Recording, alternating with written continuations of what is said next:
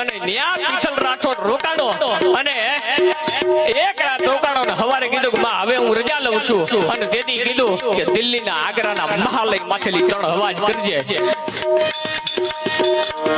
અને ઈ દિલ્હીના અને વિઠ્ઠલ રાઠોડ પાછો આવ્યો અને હવારે 6 મહિના પૂરા થયા છેલ્લી રાત અને હવારે અકબરની ડોલી આવી લેલાદેને લેવા માટે અને વિઠ્ઠલ રાઠોડે 3 હાથ કરવાનું કીધું તું પણ વિઠ્ઠલ રાઠોડના મનમાં થોડીક શંકા રહી ગયેલી કે માં આવશે આટલી શંકા હોય ને તો માં નો આવે અને ન્યા વિઠ્ઠલ રાઠોડ રોકાણો અને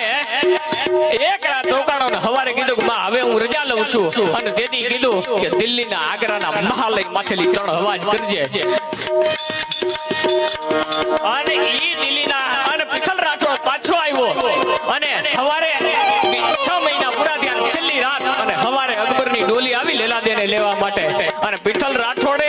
3 હાથ કરવાનું કીધું તું પણ વિઠ્ઠલ રાઠોડના મનમાં થોડીક શંકા રહી ગયેલી કે માં આવશે આટલી શંકા હોય ને તો માં નો આવે